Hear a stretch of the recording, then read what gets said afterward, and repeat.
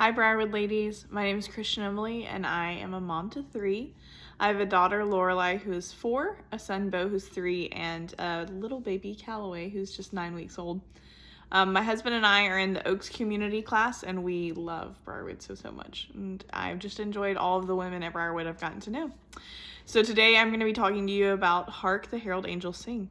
It's one of my favorite Christmas carols, and so when I was trying to figure out what to focus on and what to talk about, I was really struggling because the song itself is so theologically dense and rich that I just thought, okay, maybe I'll just read them the lyrics, because that's really all there is to say on the topic. Charles Wesley covered it. He got it.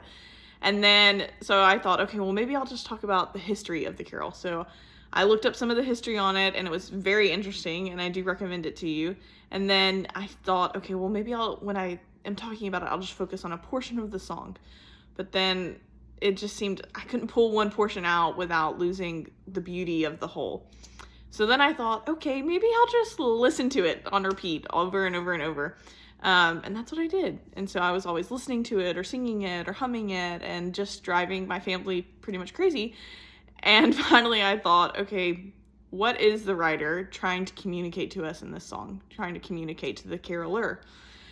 And so that's the first question I want to cover with you guys, is what is the song communicating? And I think there's so much we really could talk about in this song, but I've picked 3 sort of main things that I think Wesley is communicating here. So the first, he really is emphasizing the incarnation of Christ. That's one thing he really wants the person singing to be dwelling on, is that, and I'll quote from the song here, "Veiled in flesh, the Godhead see, hail the incarnate deity, pleased with us in flesh to dwell, Jesus our Emmanuel." In short, Jesus, our God, is with us. So he's really focused on the incarnation.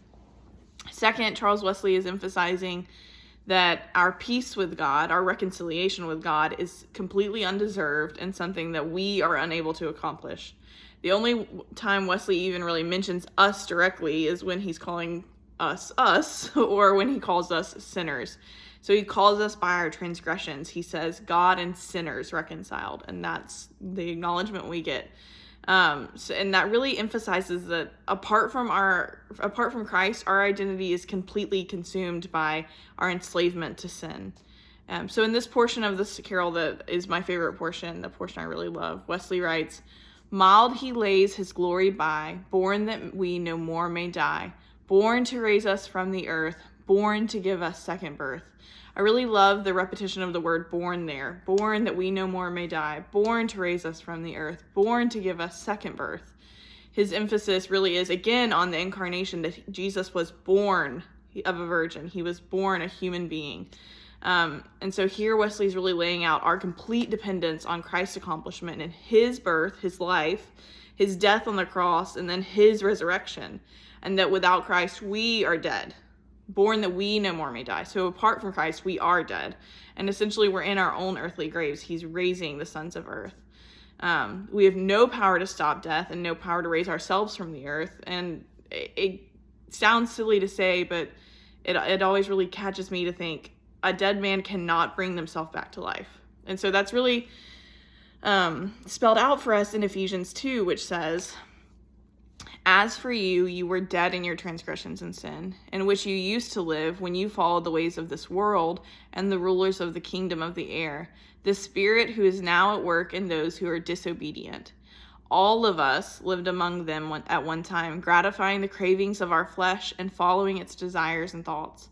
Like the rest, we were by nature deserving of wrath. But because of his great love for us, God, who is rich in mercy, made us alive with Christ. Even when we were dead in our transgressions, it is by grace you have been saved." So even when we were dead, it is by grace we were saved. So the profound mystery here is why would God choose to reconcile himself to us, to sinners? Why would he do that? And the answer to that really is a very Sunday school answer, and it's for God so loved the world. Really, the whole Christmas carol, the whole Hark the Herald Angels Sing, could be widowed down to just John 3:16, just really John 3:16a, that says, "For God so loved the world that he gave his son."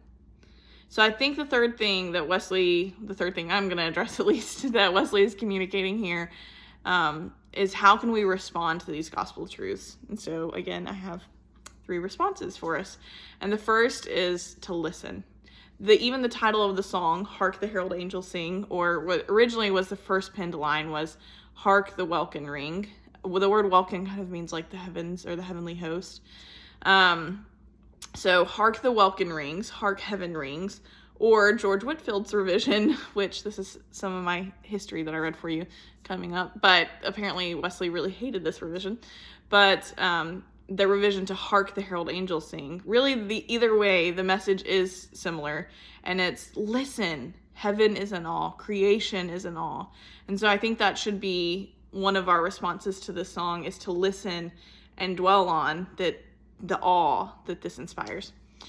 Our second response should be to rejoice and to give glory. So in portion of the song, it says, join the triumph of the skies.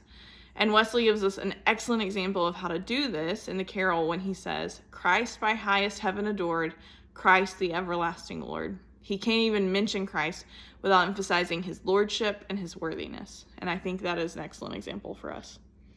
And the third response I think this carol brings about for us is to go and to tell. So I'll read one portion of the song again that goes, light and life to all he brings, risen with healing in his wings, mild he lays his glory by, born that we no more may die, born to raise us from the earth, born to give us second birth. And so I think about that healing he offers and what he brings, and that he's born that we no more may die. So our Creator put on human flesh and dwelt among us, bore the cross for our sins and defeated death.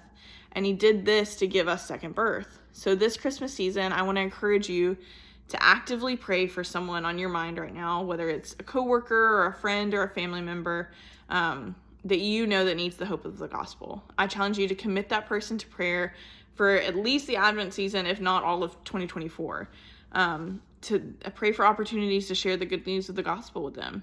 And I also want to encourage you to go and listen to this song and to dwell on it and listen to the rich language and the imagery and let it get stuck in your head and drive your family crazy. And I want you to hum it all day and let it remind you just to rejoice in the gift of the gospel and to share the gospel, because we have a loving God who took on human flesh and bore our sins so that we can be reconciled to him. So I'm just so grateful for this opportunity to talk about such a beloved carol with y'all, and I hope you all have a Merry Christmas, and I hope that you are humming this song all day and annoying your family. Merry Christmas.